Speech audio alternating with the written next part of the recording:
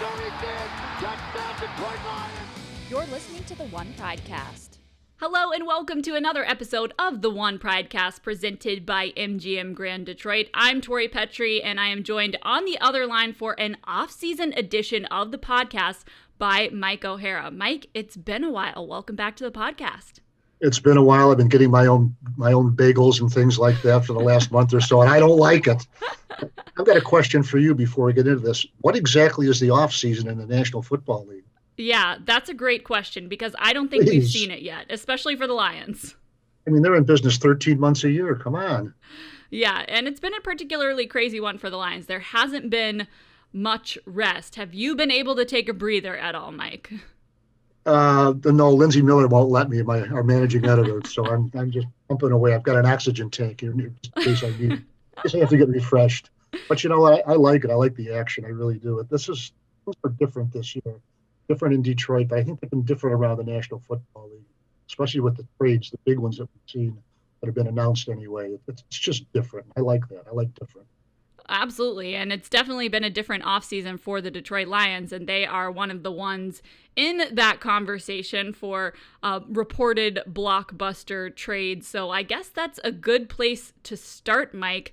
I mean, you know, we've talked about it a little bit on DetroitLions.com. Reportedly, the Lions trading for Jared Goff and draft picks from the LA Rams and sending Matthew Stafford to LA in return. Of course, moves like that can't become official until the start of the new league year in March, so nothing about that is official yet.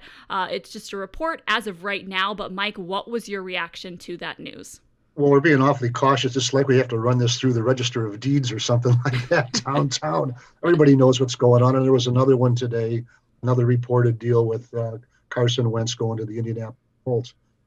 It's unlike anything I've seen in all the years I've been covering the National Football League. Not just the deals that we've heard, but the projected deals. People like Deshaun Watson down in Houston and maybe Dak Prescott and Aaron Rodgers and so on. It's completely different. You know what it reminds me of? And well, I've never done this, but I was thinking about this. It's sort of like you went on vacation for 3 weeks. When you came back, somebody had redesigned your house inside and out.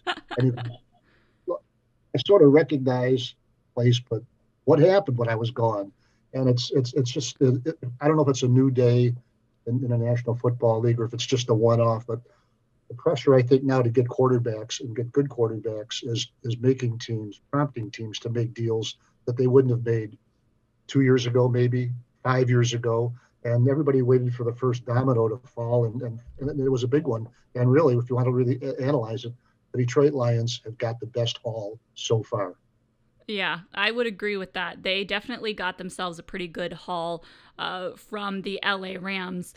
But, you know, Mike, that means that this team will be parting with who has been their franchise quarterback for the last 12 years, if indeed this trade goes through. What does that mean for the Detroit Lions? What about what it means for me? Because, you know, I was a big Matthew Stafford fan. I know. I was wondering how you were doing over there, Mike. Very poorly, okay? I was about to say I'm too old for this, but obviously I'm not. But look, I think this has ended any doubt about how teams in the National Football League think about Matthew Stafford. Look, there's a segment of fans and people who call talk radio, and that's fine. I mean, that's fair commentary. It really is. I have no problem with it, how they regard Matthew Stafford. But teammates, players, and executives, front office executives in the National Football League have a completely different opinion. And trust me, his value to me was documented by what the Los Angeles Rams were willing to give up to get him. Also trading away their quarterback drafted first overall just 5 years ago, 2 first-round draft picks, a third-round draft pick to get Matthew Stafford. In other words, there's no doubt in their mind, the Rams' mind, who the better quarterback is, or they wouldn't have made the deal. So I just think, look, Matthew Stafford brought a lot of great things here to Detroit. I also think it was time to move on, really, for both sides. If it had to happen, and I think it had to happen, let the new regime move on in its direction and let Matthew Stafford move on further in his direction. Right. You talk about that haul that the Rams gave up in return for Matthew Stafford. Do you think that Brad Holmes having that connection to the Rams helped that out a little bit? Oh, I think so. And look, I don't know if I'm a conspirator or conspiracy freak or anything like that, but I would just think, and I think this is common nature or human nature, and I think it would not surprise me if when he was interviewing for the job of GM and still technically working for the Los Angeles Rams, he might have said to their front office and McVay, the head coach, "Hey, look, if I get this Lions job, would you be interested in Matthew Stafford?" Because he was told, as they said, the head coach Dan Campbell and the new general manager Brad Holmes during the interview process, those people were told what was up with Matthew Stafford. And so I would think if I were him, certainly I would call back the front office and say, "Hey guys, keep this under your hat. The Lions are thinking of dealing Matthew Stafford. You know, get ready, make your best offer, and we'll see what we can do." And they got the best offer. They certainly did, Mike. I mean, we look at, how these trades have begun to unfold around the NFL, and you mentioned it, how it just feels like the whole league has changed over the course of a couple of weeks. And I can't remember another offseason that has had so many big name players moving at the same time. Tori, you're exactly right. And every offseason has its highs and lows and defining points. And so far this year, I think it's the quarterback questions in the draft and the quarterbacks who are being shopped and the ones who've already been dealt. And that's quite a load. It really is at one position, because you're talking about you know projections that four quarterbacks are going to be drafted in the top 6 or 7 or 8, and and still more quarterbacks to change hands. I mean, teams like the New England Patriots, just 2 years now removed from having Tom Brady for 2 decades, they're looking for another quarterback, not the one they had last year. Can you imagine that? The New England Patriots having different starting quarterbacks for 3 straight years. You never would have thought of that 2 years ago. It's more like the rotation of the Red Sox than it is of the Patriots. That's a great point, Mike. I mean, I think you're totally right about what it looks like up at the top of the draft with so many teams looking for quarterbacks. So where do you think this move leaves the Lions in terms of their search for their next franchise quarterback? Well, thanks for asking, because I had a mock draft out 3 weeks ago, my first mock draft, and I gave the Detroit Lions with the 7th pick overall. Micah Parsons, inside linebacker, probably could play outside too. Reminds me a lot of Devin White, really a star player for the Tampa Bay Buccaneers, who I thought really was the most valuable player in the Super Bowl. But I think I would have voted for Brady too, for everything, for the body of work. But he was my pick for the Detroit Lions at number 7. We have another one coming out this Monday at DetroitLions.com, and it's what we're calling quarterback impact. What impact quarterbacks are having on that pick. And I'm still trying to find a way to get the Detroit Lions off Micah Parsons at number 7, even though there'll be a couple of quarterbacks there. Now, I'm not as high on the quarterback class as a lot of people are. I think there's Trevor Lawrence of Clemson, and I think there's Zach Wilson of Brigham Young. And then to me, there are guys. They have every quarterback has holes. Some of these guys, in my opinion, have big holes, and I'm not so sure that. For example, Trey Lance, a kid from North Dakota State, not far from my old stomping grounds of South Dakota. But he played 1 game last year. He's only played a couple of years of football.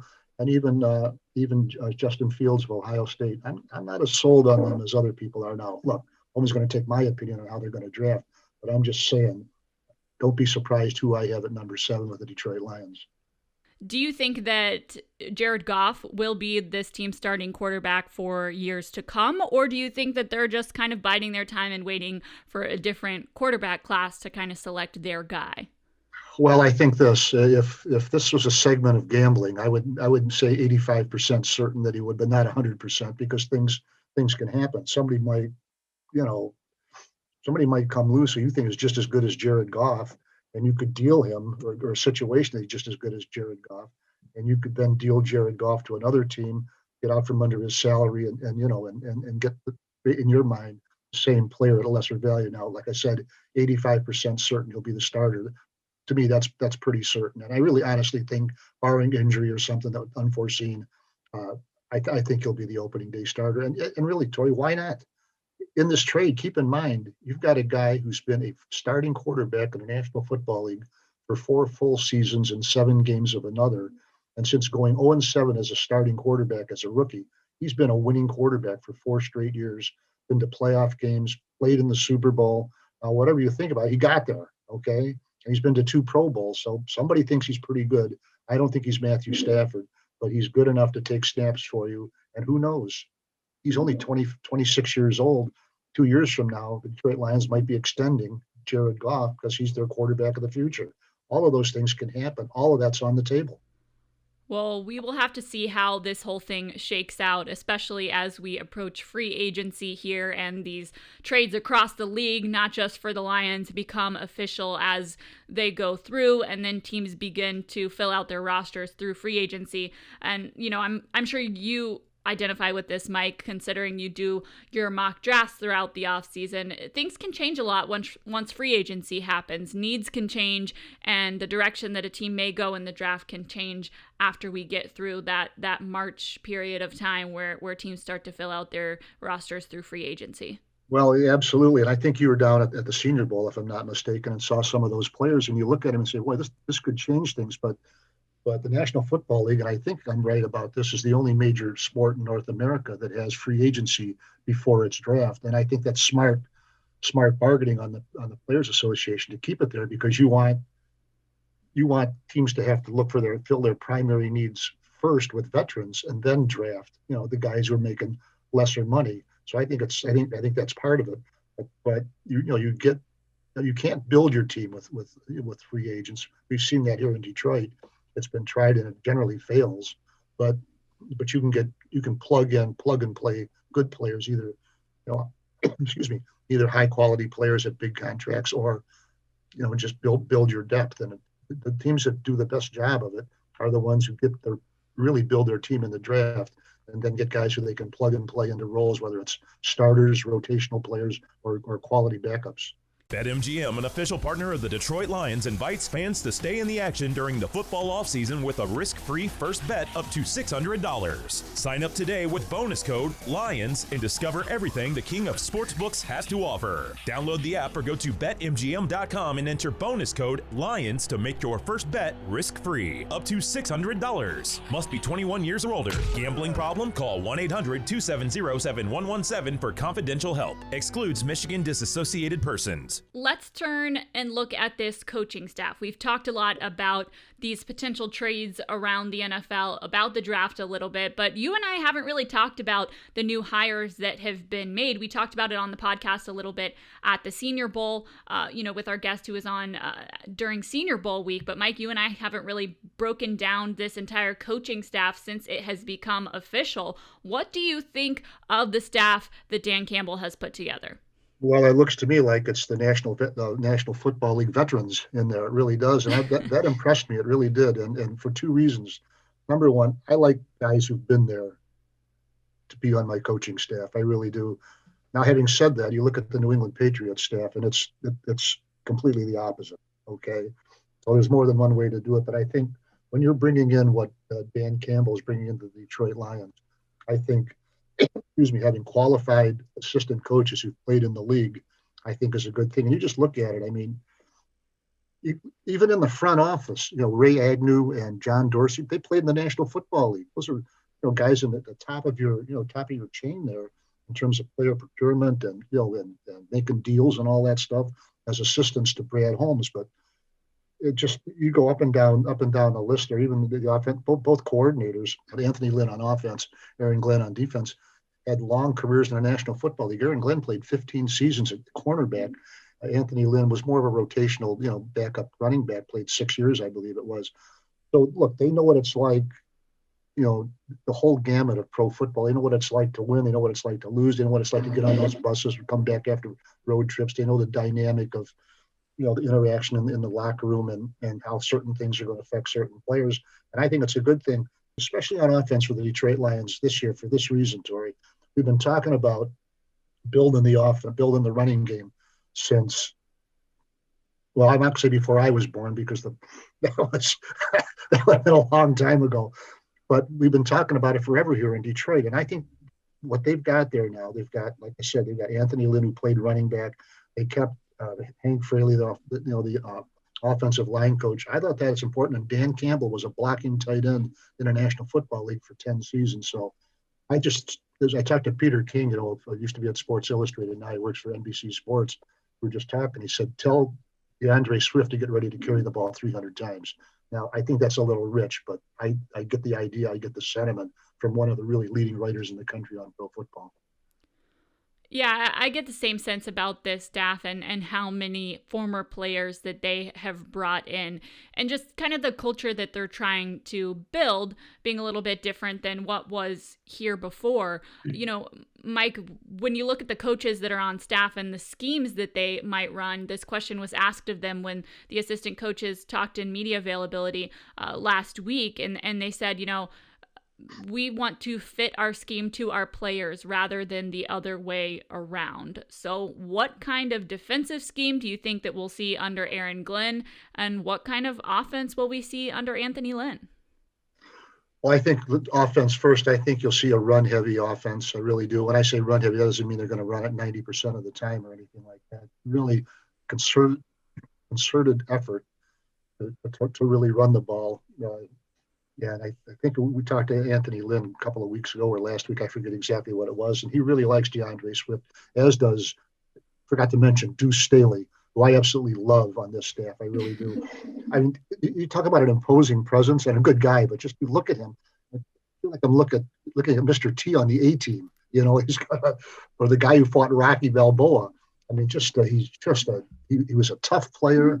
I think he's a tough-minded coach and a good guy, though, too. He's just got that balance of, I think he's going to do wonders for the running backs and the running game. He's also the assistant head coach, too. So he's coming over from Philadelphia, where he was thought very highly of there. And the Detroit Lions were fortunate enough to get him, as they were, wide receivers coach Antoine Randall. I believe he was the last addition to this staff just in the last few days. But Anthony Lynn said they've got to add, he likes DeAndre Swift. He said, but we've got to add to it, which makes me wonder, where some of the people who've been here in the last year or two, where they stand on this roster right now. But they certainly need more than one running back. I think some Lions fans are a little hesitant of hearing that this is going to be a run-heavy team, considering how committed the scheme was to the run before and the struggles with having success in the run game, and then you bring in a staff who does have a history of being, in systems that were run heavy. What do you make of that? Obviously, you don't have Matthew Stafford at quarterback if this trade indeed does go through. So you don't have that, guy who a lot of people are like, just let Matthew Stafford pass. How does that affect things, and do you think that should be a concern for Lions fans? Well, let's see what happens before we get too concerned about anything. But if they're going to be a team where your players get knocked down and they bite kneecaps on the way up, that means you have the mindset of winning in the trenches, and that's one of the things Dan Campbell was talking about when he was his introductory press conference. Look, if you're going to have a tough team, you've got to be able to run the ball. That's just the way it is, and you can really take some pressure off your offense and your defense. By controlling the line of scrimmage and controlling clock time. And I think really for this team at this moment in time, it's a way to go. I mean, let me ask you this: who are your wide receivers right now? Right. We'll take turns flipping coins. I got heads, you got tails. We got Quintez Cephas, and that's it. Now, we'll see what Kenny Golladay, what happens with him in free agency. We'll see what happens with Marvin Jones Jr. But I'm certainly he knows the way to Los Angeles. He was a really important player for Matthew Stafford for a number of years. So, and a good player and a good guy here in Detroit. I mean, a really pro here in Detroit for 5 or 6 years. So, if you're going to throw the ball, you're going to throw it to. Well, it is an era of change, that is for sure. I think a lot is changing for the Detroit Lions, whether it be in the front office, on the coaching staff, or on the field. I think, there's just going to be a lot of change that fans are going to get accustomed to seeing over the course of the next few months and the next year, the next season of football. Mike, one of the things that stuck out to me was what Rod Wood said in his press conference introducing Dan Campbell, and he said that Saints GM Mickey Loomis told him that Dan Campbell is a guy who people are going to run to be on his staff. And I think that that's what we've seen so far here in the last few months. Well, it certainly has worked with coaches too, assistant coaches. He's really built a heck of a staff. Now, like with everything else, we'll see how it works out and we'll see how they mesh together. But yeah, I wouldn't disagree with what Rod Wood said at all on that. Now, there's some other factors. It's negotiating, it's contracts, it's opportunity to play, and you start getting guys on second contracts. They want to get as much money as they can make, as they can get, and they want as much playing time as they can get, so they can get another contract and make even more. And that's good. You want whatever motivates players. That's fine. And if it's playtime, money, pride, all of that, go ahead and use it.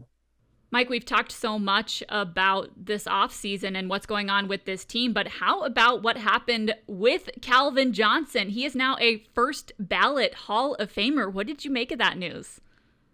I think it's really great for Calvin Johnson. I knew he was going to get in at some point. I thought it was maybe 50-50 if you'd make it as a first ballot, because he only played 9 seasons. And he didn't really have the overall statistics of some of the guys who, with 1,000 catches and 100 touchdowns and all that. But he didn't play enough games to get there. But good for him. And also, I think in his morning after press conference on Sunday morning, he was asked about the mending fences with the Detroit Lions, and he said, "I think it's going to happen. I hope it happens. I think it's going to happen." And he also said he's had one-on-one conversations with Sheila Ford-Hamp, the principal owner and chairman of the Detroit Lions. And it just goes to show me, by the way, one thing, we have to give her some credit for some of the things that are going on. She's brought a new attitude, a new direction, and just an entirely different air of the Detroit Lions. It's taken over about 9 or 10 months ago. And really, in other words, it's with her, it's been deeds, not words, but it's been a combination of both. I think a lot of this stems from her. I think that might have been one of the most exciting pieces of news for Lions fans to hear so far this offseason, is that things are moving in the right direction with Calvin Johnson. And, obviously seeing one of their favorite players make it into the Hall of Fame was pretty exciting as well, Mike. Absolutely. A great, great football player and really a good guy, good team guy, good teammate, all of that stuff. We will close out the podcast with this today. Usually in the regular season, we had you do Mike's Pick of the Week presented by MGM Grand Detroit, the king of sportsbooks, but we're going to switch it up and say odds of the week since we don't have a game to pick. So here's our odds of the week presented by MGM Grand Detroit. Mike, I want you to give me the odds that the Lions take a quarterback in this year's draft, considering the moves that have been reported so far. I know you touched on it a little bit, but let's hear your odds. Well, I have to have some, before I put my green chips, my red chips, my black chips, before I put those on the table here, are we talking about the entire draft or just the first round? We'll say the entire draft. Well, I say that's even money then, because they're going to get a young quarterback somewhere. So I'll say it's even.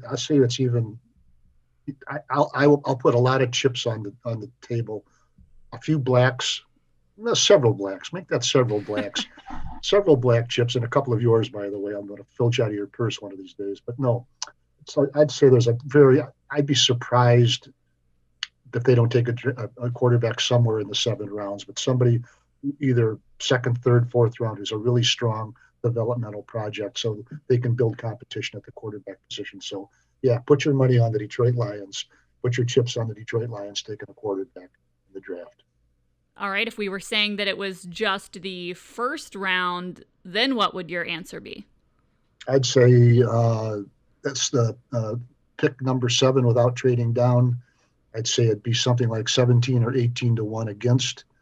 And further down, say in the 20s, then I'd say maybe 9 to 1 against, but a better chance. But I think it's going to come second, third round or later.